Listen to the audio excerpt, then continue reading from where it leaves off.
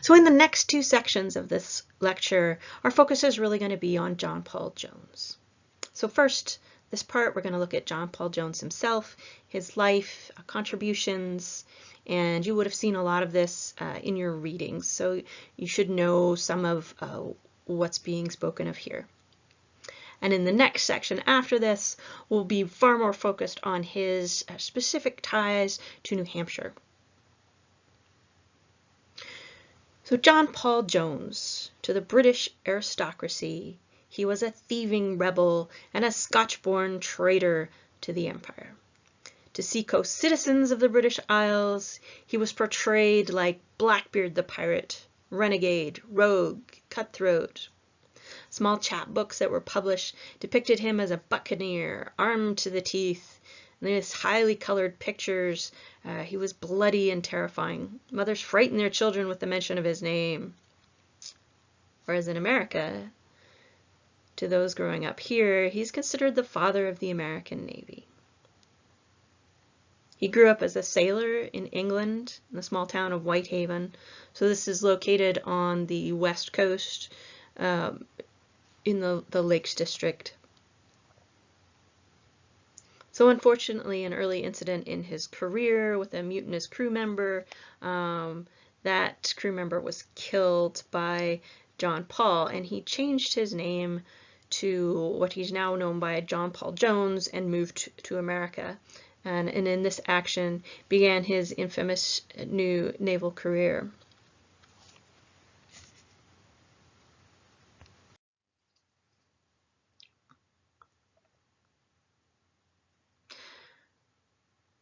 So within the American Revolution,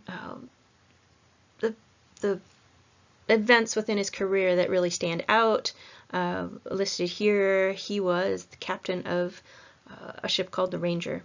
And instead of staying closer to the colonies and in home waters, or it's more likely that the raids were expected, he sailed across the Atlantic to England. And one of his more daring escapades actually attacked the town of Whitehaven. Possibly he chose this because it was familiar territory, as this is where he had grown up.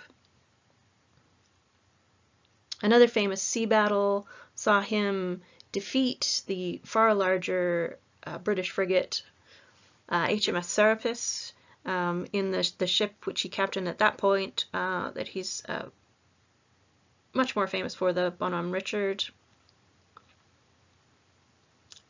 And you can see in the illustration on the right there a depiction of that battle. And finally, he came to Portsmouth to oversee the building of the ship America, which unfortunately he was never actually to command.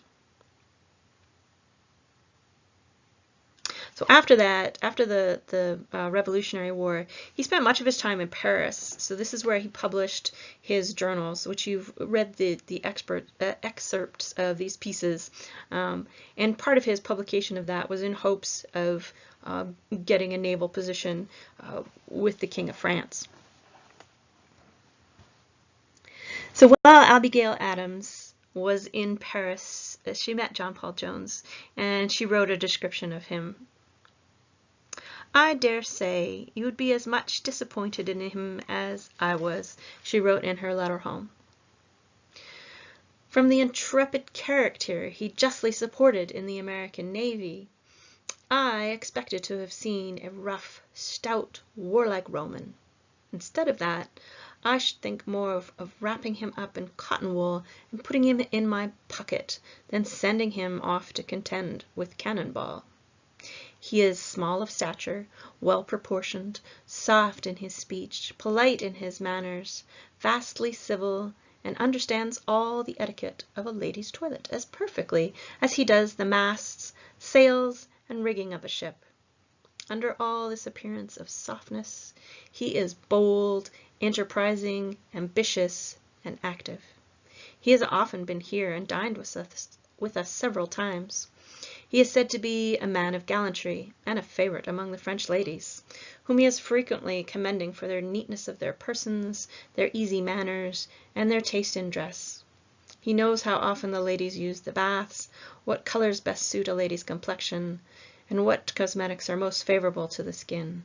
So this description of him really gives a contrast to what you might think of as the great hero and naval captain on the deck of a warship.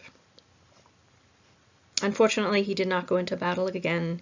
He died at the very young age of 45 and was buried in Paris.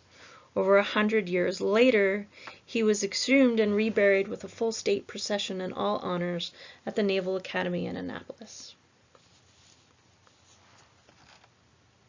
So next up, we'll look at specifically his ties to New Hampshire and the ships that were built there.